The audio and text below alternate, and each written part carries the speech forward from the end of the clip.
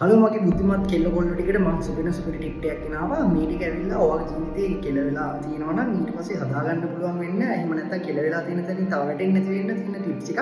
අංක එක තමයි ඔයාට ප්‍රශ්නයක් වුණාම ඔයාට වඩා වැඩි මාර්කින් ඉන්නේ. ඒ කියන්නේ ඔයාට වඩා වයසින් නෙමෙයි ඔයාට වඩා උඩ තැනක ඉන්නේ. ඒ කියන්නේ ඔයා ඉන්න දකින්න එහෙම නැත්නම් මේ වගේ තැනකට යන්න ඉන්නවා කියන එක ඔයාගේ තියෙන්නේ අර ඒ වගේ පුද්ගලෙක් වෙනවා කියන එක. අන්න ඒ වගේ කෙනකින් ඔයා උපදෙස් ගන්න. එයා වගේ කෙනෙක්ව මෙන්ටෝ කරගන්න.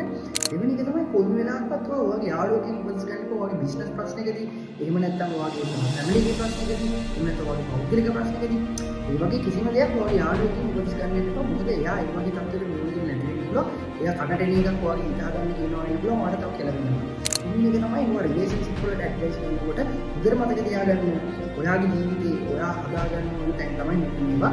ඒ කියන්නේ ඔයා උපදෙස් ගන්නකොට ඒ වගේ තැනක සක්සස් වෙන්න. ඒ කියන්නේ පෞල් ජීවිතයක් එවන ඔයා ඉන්න දකින්න ජීවිතේදී ජීවිතේ කෙලවෙලා නැති රිලේෂන්ෂිප් එක කෙලවෙලා නැති කෙනෙක්ගේ උපදෙස් ගන්න. මොකද ඔයා ජීවිතේ කෙලවෙලා හරි එහෙම නැත්නම් බැඳලා නැති කෙනෙක්ගෙන් හරි ඔයා උපදෙස් ගන්නවා කියන්නේ එයා ඔයාට ඉරිසියා කරන්න පුළුවන්.